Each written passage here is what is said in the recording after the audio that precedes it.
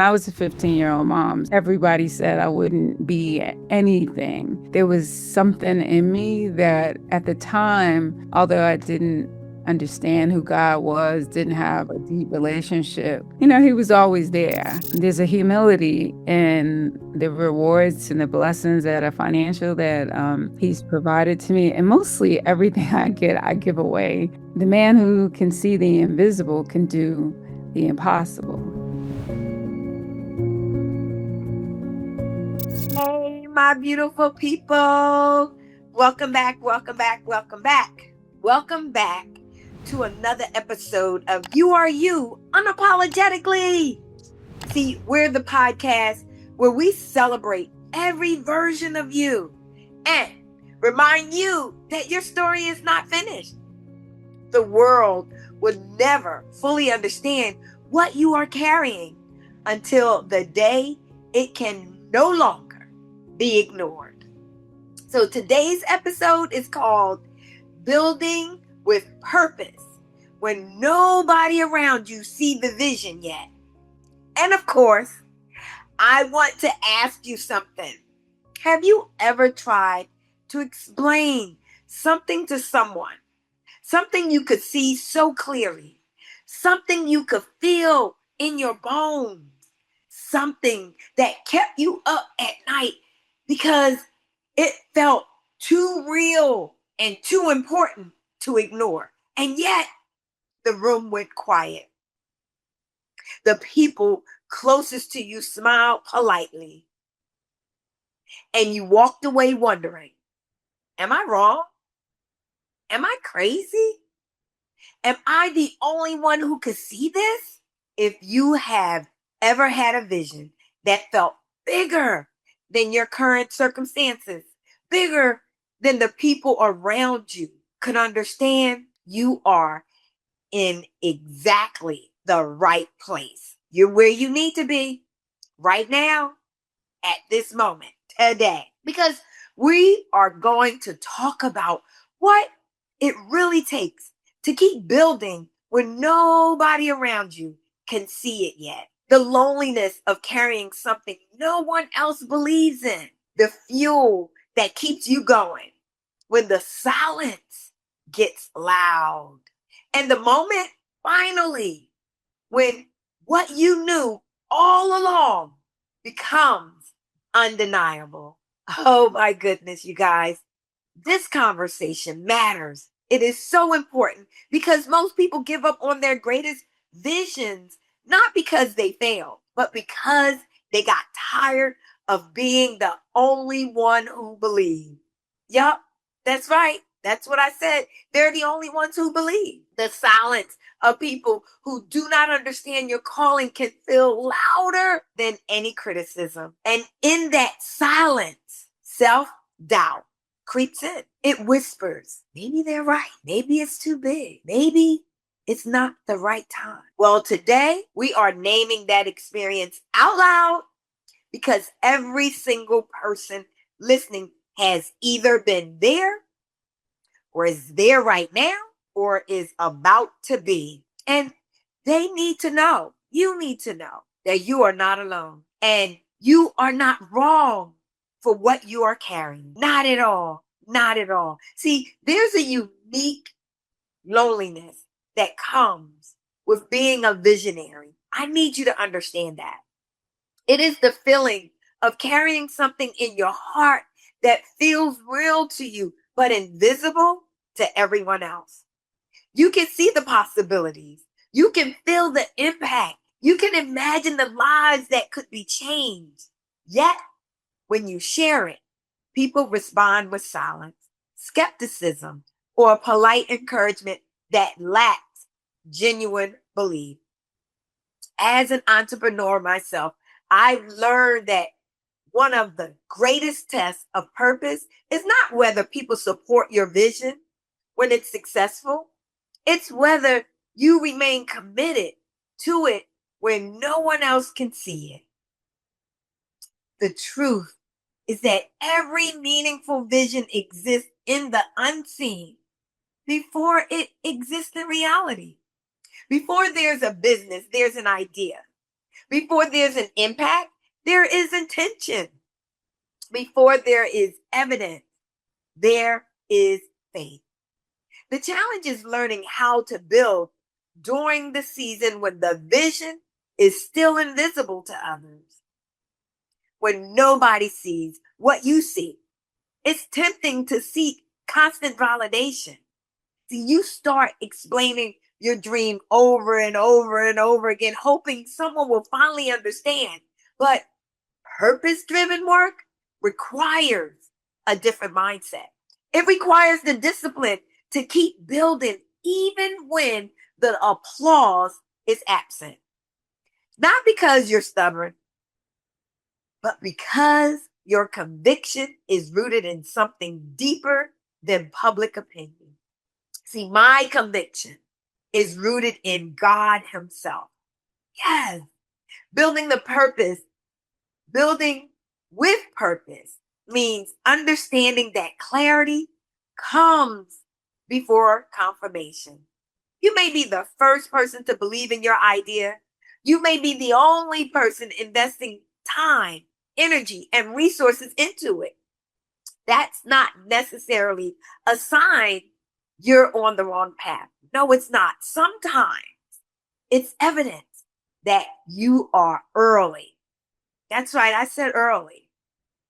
The people around you are often responding to what currently exists, while you're responding to what could exist. They see the present. You see potential. That doesn't mean you ignore feedback or operate in isolation. No. Wise entrepreneurs listen. They learn and they adapt, but they don't allow temporary doubt from others to become permanent doubt within themselves. They understand that innovation has always required someone willing to move before the crowd catches up. I've also learned that purpose is revealed through action, not just intention. The vision becomes clearer as you build, one step at a time. The next steps become visible after you take the current step. Waiting until everyone understands may cause you to miss the very opportunities your vision will create to serve. Your vision was created to serve. So when nobody sees it yet, keep working. That's right. Keep working. Keep refining the idea. Keep developing your skills. Keep showing up. Keep planting seeds. Not because success is guaranteed, no, but because purpose deserves effort. Oh my goodness, you guys. So you all know this is my favorite part of the podcast. Why, you shall ask? It's because I always bring on phenomenal guests.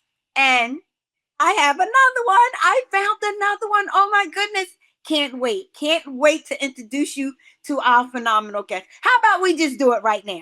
Ready? Okay. So our guest is a serial social entrepreneur, fintech executive, and global business leader dedicated to advancing financial inclusion, food security, and economic empowerment for underserved communities worldwide.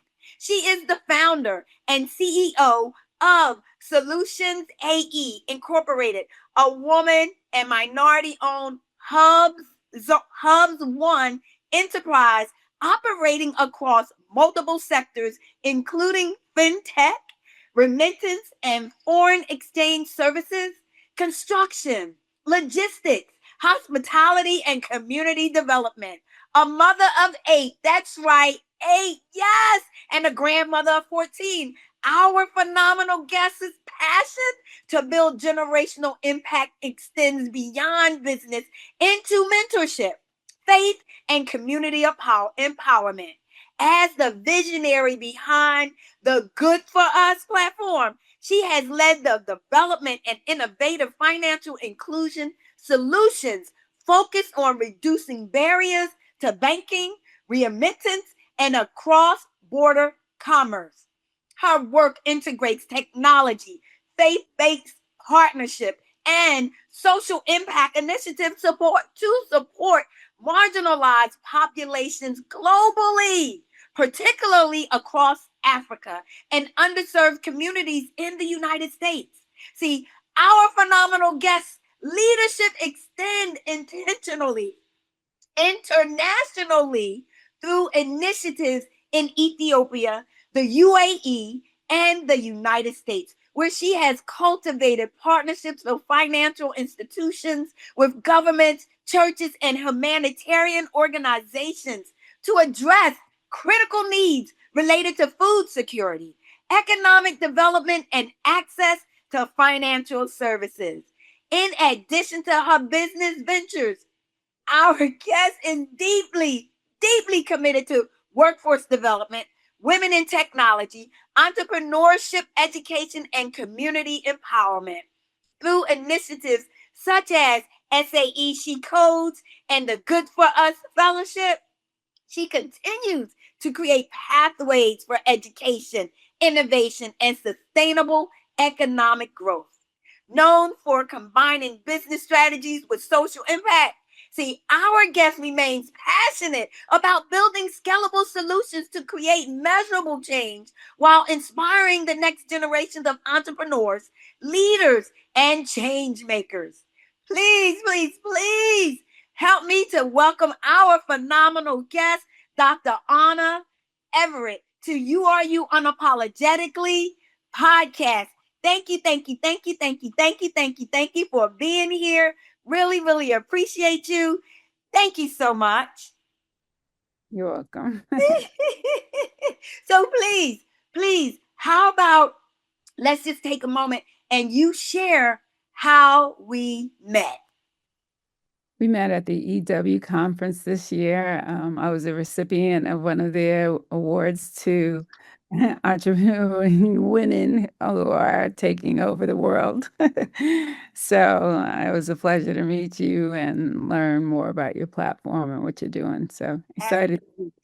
Absolutely. And at the conference, it's hard for me to really connect with the women that are there because I'm working the registration table, I'm moving all around. And so one of the things I'm just committed to doing is reaching out and connecting because our paths cross. I wanted to know more. I wanted to connect. And so again, thank you for saying yes to being here today. All right. So how about we just jump right on in? Okay. See, I always love starting at the very beginning, before the recognition, before the revenue, before anyone else could see it. Dr. Anna, you built SolutionsAe into a multi-vertical enterprise spanning 3 countries, generating over 5 million in revenue and doing it all while leading with purpose. But take us back to before all of that.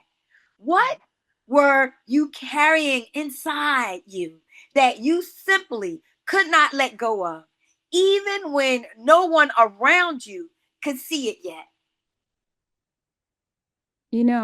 I was actually carrying something I needed to let go of, and it was pain. And I had just watched our community suffer so much and not have access to opportunity, that there was this burning desire inside of me to just see how I could be more of a solution than the problem that our communities were facing. I spent most of my life being problematic and, just staying in trouble and just not having a vision. Yes. And but there was something in me that just wanted more for the community as a whole. Yes. And I think that's when God started to, use me and fill me with the purpose that was beyond me. Come on now. Come on. Then that is exactly the kind of thing that is so hard to explain to someone who has never felt it. That pull towards something that does not exist yet, Right. and yet it is so real that you cannot walk away from it, that you couldn't walk away from it. So I hear you. Thank you. Okay, so there's a specific kind of loneliness, and I know you can relate to this, that comes with carrying a bigger vision than your current environment. It is not that people don't care about you, right? It is that they cannot see what you Mhm. see, right?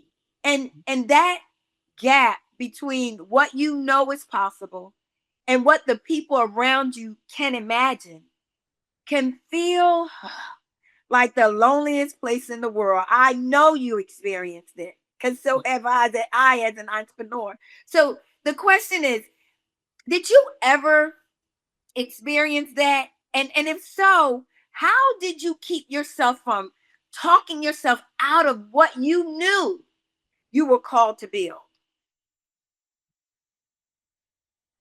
Well, for me, I think that at the point that I recognize that God had purposed me to be something that was more than the enemy had called me to be, Right, right. I hear you. that that lonely space became less lonely because one of the bishops I work with, he said to me, he said, the man who can see the invisible can do the impossible. I love it. I love it. Yes. So visibleness is what we often experience when your vision is bigger than you, because nobody ever sees you because you're not like that man or Right. that corporation or all of those things that we just don't look like. And so for me, the vision and what I want is so big. It's so grand that only God can take me to the spaces and the places that I've journeyed so far. Yes. And so it was realizing that because I've been so lonely that it's had an opposite effect where I didn't want to live anymore, Got it. Yeah. understand what my purpose was, didn't know that, he had called me to be before I was born. Right. So you don't know that, like, as you're growing, and, I was a 15-year-old mom, so, Okay. you Okay. know, everybody said I wouldn't be anything. Yep.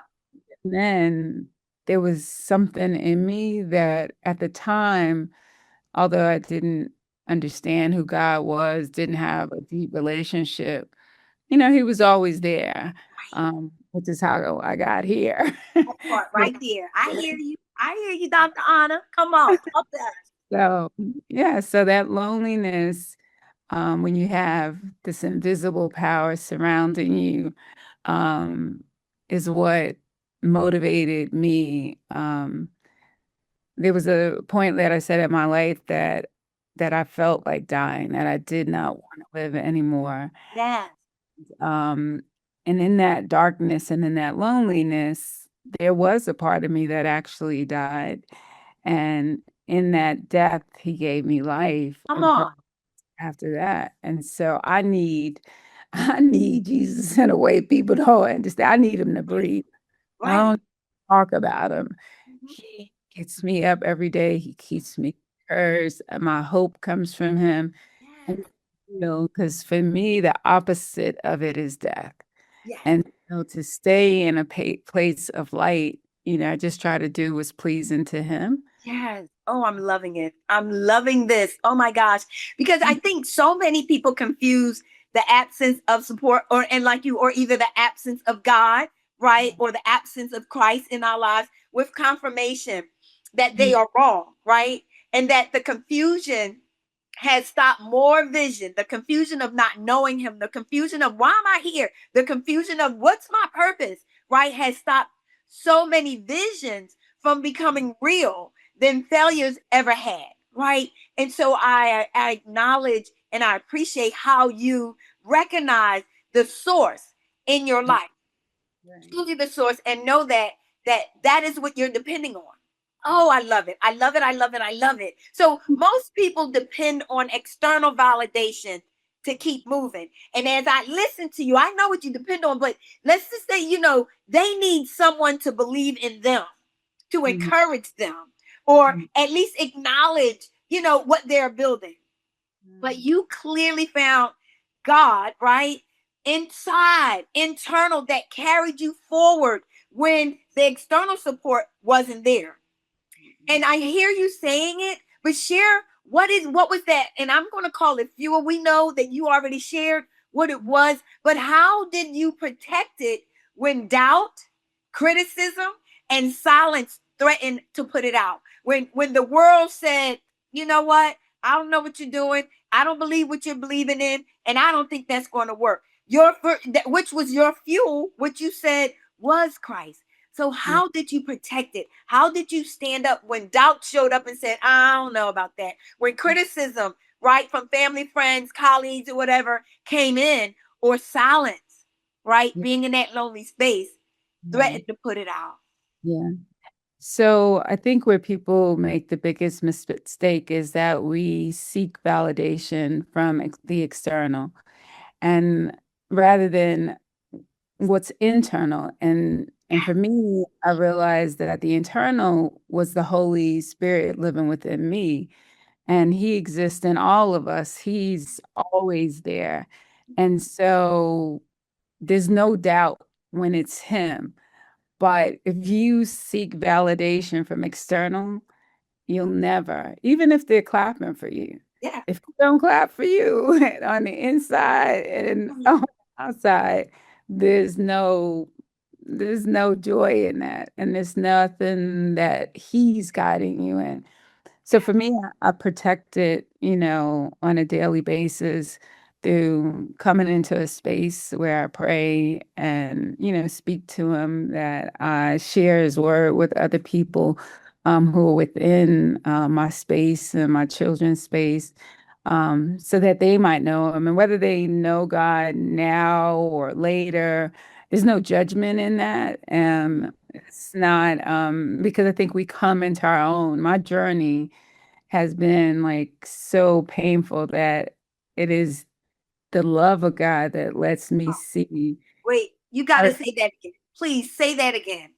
It's the love of God that lets, what no one else will see in the person that's in front of me. Nobody believe in the same way nobody believed in who I was and who I was becoming.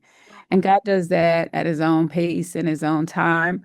And I was telling one of my granddaughters the other day that, God doesn't make us do anything. He gives us choices. He gives us all the information. And when we're ready, we'll give in to that. And I can promise you, whether it's at your death or in your life, you will call out His name.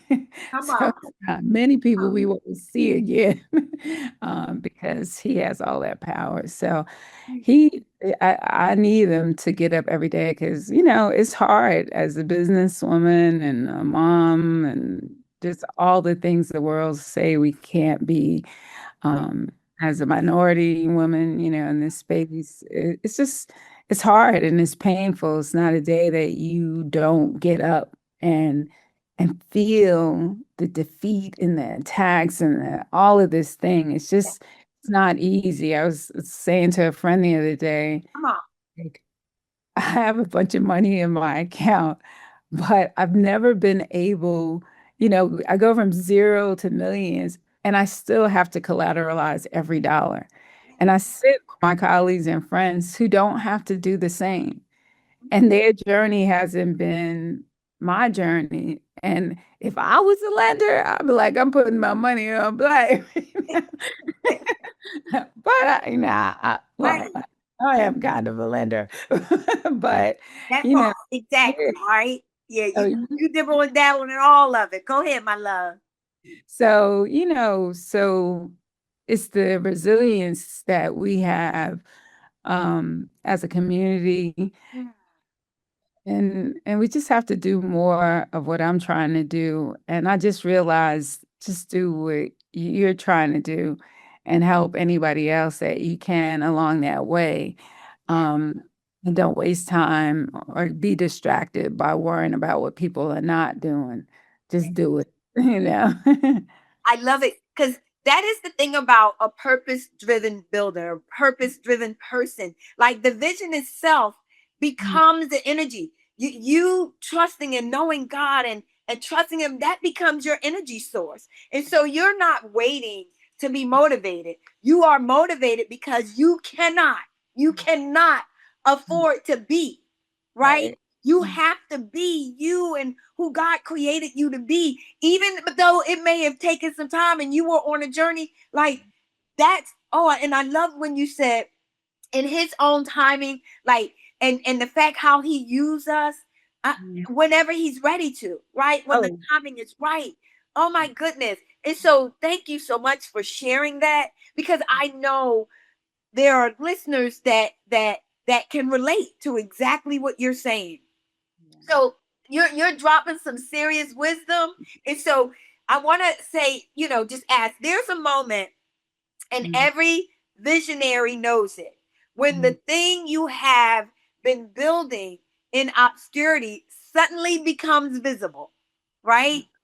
The invisible becomes Mhm. visible, right? When the people who could not see it before finally start to see or either understand it, when what felt, like you said, invisible to everyone else, right, Mhm. becomes undeniable now. So at Mhm. what point did the people around you start to see what you have been carrying all along?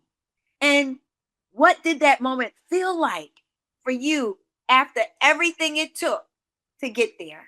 I just have always been thankful to God, for bringing me from where I was and for continuing to hold on to me. I think there is there's a humility in the rewards and the blessings that are financial that he's provided to me, and mostly everything I get, I give away. And there's like, I think it's because of my relationship with money that he's chosen me or selected me to be this way. Because a lot of the things, if I was just doing it for me, then, I'd be done. But a lot of the things that I do are like for a bigger picture. It's beyond me, it's beyond my family that, but somebody has to do that to take care of other people. Like we have to just stop thinking about what we're going to get or where our benefit is. Or what's So in it for me? I hear you. Go ahead. definitely not a what's in it for me person, which is weird too, because a lot of people don't understand that part, because they're so used to people always wanting something. Yeah. And I don't behave like that. So because I share with you or give you information or want to help you grow, like I typically don't charge for things like that. And most of the people, sometimes you could help them or whatever. They're either not going to do what you told them to do Right. unless you called them to do it. People want things, but wanting and being purposed into your purpose by God is two different things. If it is not his vision, you won't get there. And that timing thing that I known in my lowest, moments, it was always better after the wait. Like, so I wanted it and God said, nope or hold up or whatever. And whatever that wait was for, that next position was always grander. I was like, oh, okay. So I was like, yeah, I didn't ask for this. I'm sure I wouldn't ask for this. So he just is always like elevating me to new heights and new levels. For me, the way that I know that it's God is because some of this stuff I couldn't ask for. Some of the relationships I would never. There's no like we ain't gonna meet at the park, at the Right. school. Right.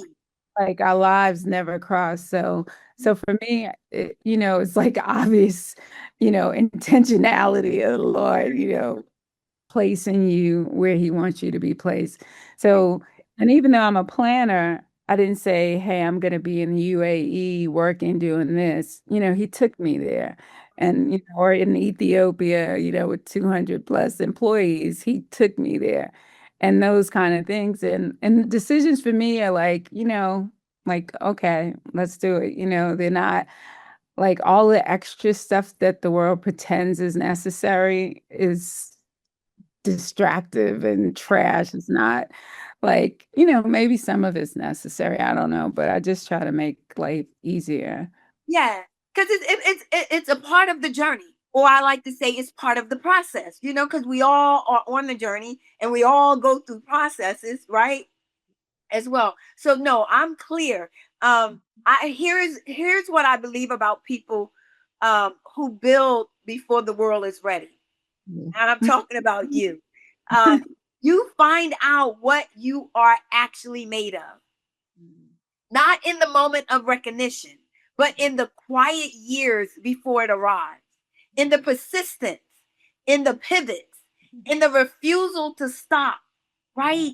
So that's what I know. And so looking back at the whole journey, your whole journey, what do you now know about yourself, about your purpose, about building that you simply could not have known without going through exactly what you went through? I would say that I could not have known um, the place that God had positioned me for other people. Like, I've always, like, my mom tells me like a story when I was 6 and or I don't know, I might have been younger, but I was handing out little flyers I had drawn on a piece of paper, because women in our community were being killed by like some killer that was like on the news, and I was handing out the flyers to help catch him. And so for me, I think like God is like, I couldn't have known that he would make my voice, big enough to be heard. One of my platforms is So You Can Hear My Voice.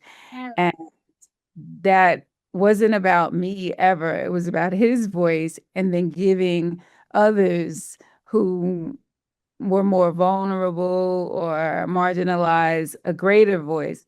And he's used me as a vehicle in business to create access, whether it's to job creation, access to capital, whatever I have to do, um, for people who I feel and that he identifies are either being exploited or need resources or that kind of stuff.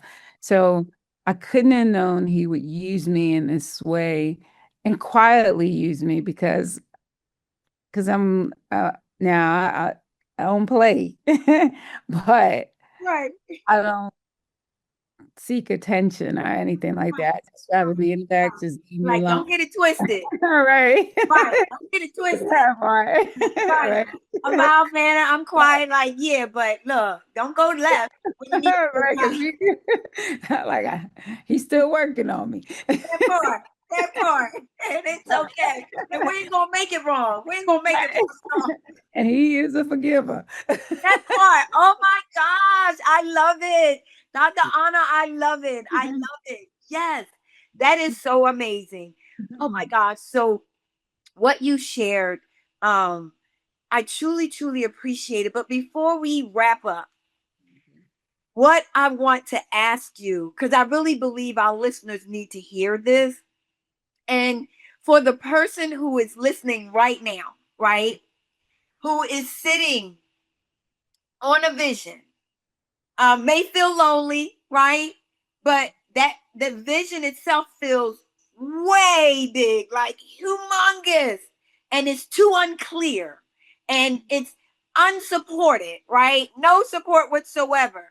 Um, the person who has tried to explain it and been met with silence, who is not sure whether to walk away or keep going, right? What is that one thing? That one thing you wish someone had told you when you were in that exact place?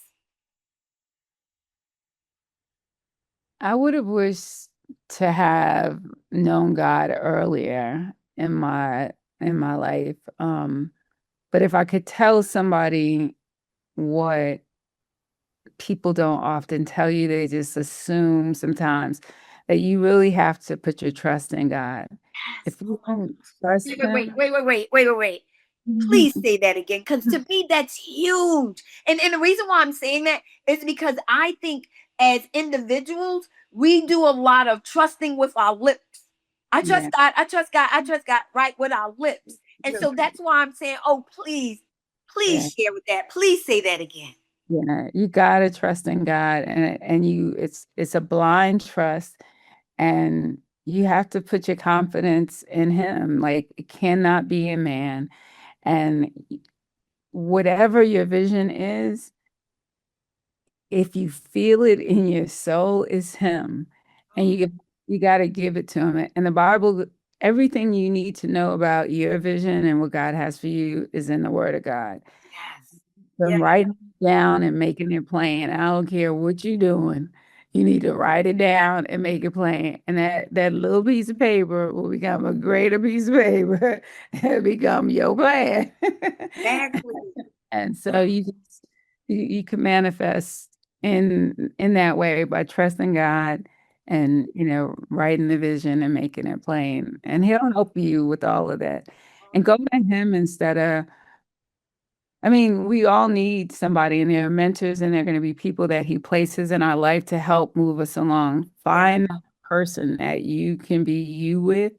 Um, Yes. that's another thing for me, that He knew I couldn't be anything but myself. Yes. When Ain't nothing fake or phony about it. nothing. And if you can't be who, if you have to put on or pretend, or like, Right. Right. it, God is easy. He doesn't, his yoke is not hard. So you really have to just trust Him, put all your confidence in letting Him lead and guide you. And anytime it doesn't feel not easy, because He didn't say that there wouldn't be challenges, Sure did. but anytime it feels like it's not Him, it probably ain't. That, So that you part have right to there. just you gotta just get used to that, because it ain't always Him. Right. And then you gotta give it to Him. Just pray to Him and ask Him for guidance, and you'll hear Him. And usually it's that soft voice. So God says yes, and He says no. And like I usually say, "Hey guys, is this pleasing to you?" Like just plain English, like nothing. Oh, thou art. No, I just like, should I do this or should I not do it? And 9 times out of 10, if He says yes, you hear Him. If He says no, you hear Him. I just don't listen to the no sometimes. Because you haven't known in that space. I know I'm I'm Yeah. up for it too. So I got you. I hear you. Tells you, and His voice is peaceful. You're not going to be second guessing it. When He says yes, you will know it. When He says no, you absolutely know it. You just don't want to hear it. So we all are there. We all have been there. But God is He real easy and good with this. And you just gotta trust Him, because some days like it can feel like you're gonna lose it all. Right. And then speak that into existence, because you're using words like that. I heard something the other day that, and our business is contract based. We look at this contract, another contract come, we got a contract. Right. Well, sometimes you contract with the devil too. You can enter into an agreement with him. Yes. In silent little contracts, he be whispering that you're not gonna make it, that you can't do this. Those are all contracts that you sign in. Right. Right. Have to get rid of them contracts. Because all money is not good money. I just See, want one of my mentors told me that years ago. All money is not good money. When you meet a client and they, they're eager, you're eager, but then they're showing up a certain way, and you're like, huh, yeah. huh, right? And she was like, all money is not good money. So I hear you. I hear Yeah. you, Dr. You Aunt. gotta know when to walk away. I've been at the table with billionaires, and a $10 million check in front of me, and said Right. no, and didn't have a dime in the bank, needed them 10. I was like, we're not doing it. And so you gotta be able, to say no. It's just like when you were like before entrepreneurship and you had a job. If you were afraid to be fired, then you were in bondage. If you can walk away from something, that's God. And so for me, I trust him. And so I can say no, and I can just say this is not it, or, and I can know that when the money gets low, that we'll be all right, That that part. he Right. didn't bring us where we are to leave us here. And whatever he's keeping us from or protecting us from, you have to look at it that way. Yeah. Um, he always goes, that's a good guy. I'm like, I don't know how I lived without Right, him. exactly. No, and I'm with you there. So thank you so much. Please, you have shared so much. And I know our listeners want to connect with you in any possible way, Dr. Anna. Please share with them like how to connect with you or more about your solution AE or good for us. Please share. Yeah. So Solutions AE is how we make our money. And then we have the Solutions AE Foundation. And our platform for the foundation is the Good for Us platform. We have a website that you can go to. It's called Because It's Good for Us and .com. And you can go there to sign up to become a member of the Good for Us Fellowship. We don't care about your religious background, any of that. You're going to love the Lord after a couple of days with us. That part. But you can go there and you can become a member. Being a member entitles you to certain things and benefits for businesses, especially. You can use our platforms to process payments for free. Okay. You can also, if you're a small business, faith-based organization, or nonprofit, you can submit requests to us. Some of them get answers, some of them don't. We make smart and wise business decisions. We don't have all the money in the world, Right. but it's my part as a global philanthropist to try to feed back into our communities. So we take 10% of whatever we earn annually, and we redistribute that back into the community. And the more money we make, the more money the community get. So that's the part about who we are that I love the most, that Yeah. he's put us in that position. And they're not loans. We have been approached about lending and not really thinking about that, but sometimes you just need some help, and that help can come to you, and through us sometimes, because it's good for us. Absolutely. Check out this site. We have education material where you can learn about starting your business and about your vision and how to write that vision and document it in a godly way, and set a plan that'll take you into 12-week steps that will help to realize your vision. And we have a program for children too. And it's all really pretty, and something that we've paid for ourselves as a company just to help others.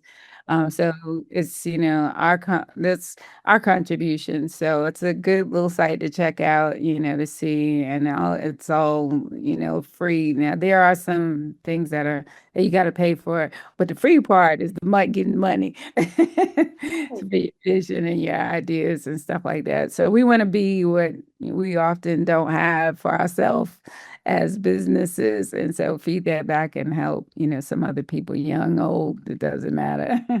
That So, part. Oh my goodness. Thank you again and again, Dr. Anna, for being here. Thank you for being a servant, a servant leader with a servant heart. Like it was clear throughout our time together that you have a heart to serve, to give back, to help, to support. And so I just want to say thank you again for saying yes. Thank you for sharing your wisdom. It was so juicy.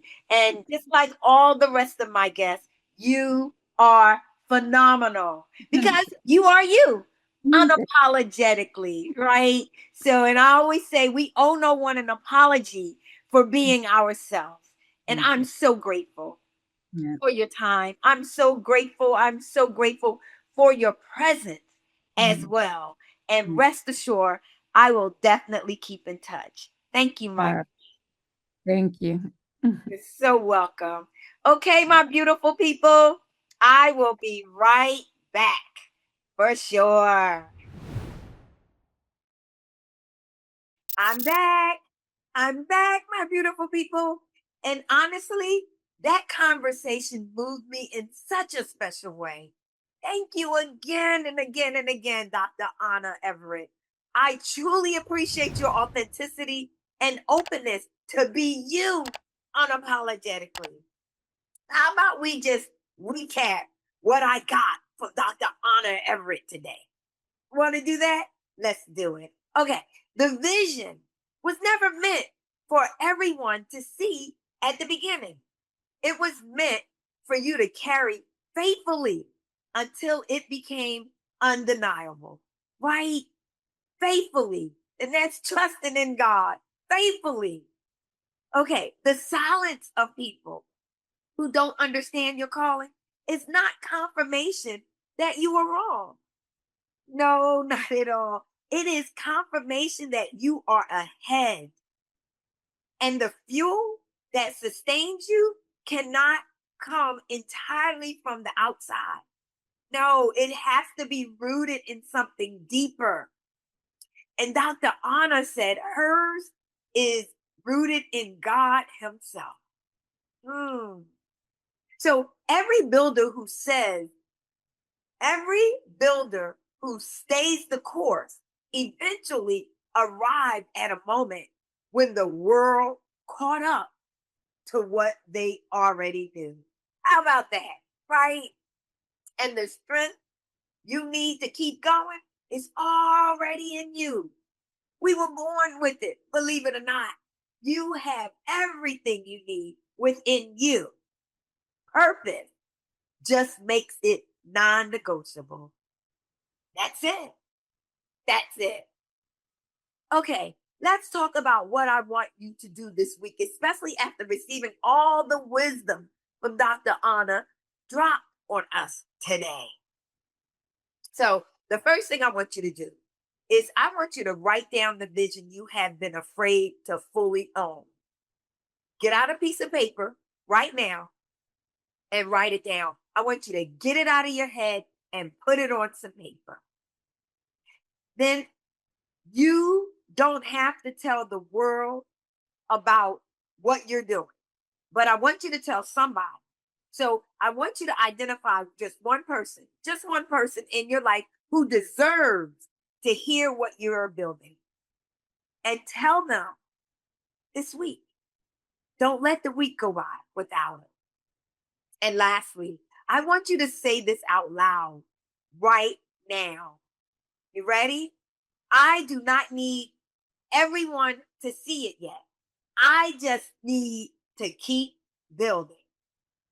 Say it out loud. I do not need everyone to see it yet. I just need to keep building. See, because the vision was given to you, not to the room. And the building is yours to do. Period. One day, people may look at what you built and call it an overnight success. They won't see the months or years spent believing when there was no proof. They won't see the sacrifices, the uncertainty, or the quiet moments when you chose purpose over comfort. But you all know. But you'll know that the vision was built long before it was visible. And you'll know that some of the most important work you'll ever do happens in the season when nobody else sees what you see except you. That's not the season to quit. No, not at all. It is truly the season to build. So, in a world that rewards what is already proven and already visible, it takes a rare kind of courage to build something the world cannot see yet. But that is exactly what you were created for. That's it. You are you unapologetically, and that means the vision inside you, the one that will not leave you alone, is not an accident. It is an assignment. So keep building, keep carrying it, keep being faithful, boldly, unapologetically you. Keep doing that. And thank you again so much, Dr. Anna, for your courage, for your vision, and for your story. And to everyone listening, if this episode reached you, share it, share it, share it. Share it with someone who needs to be reminded that the vision they are carrying is worth every quiet, every unseen, every unsupported step it took to get there. So keep rising, keep trusting, but most of all, keep being you unapologetically. Ciao, ciao for now.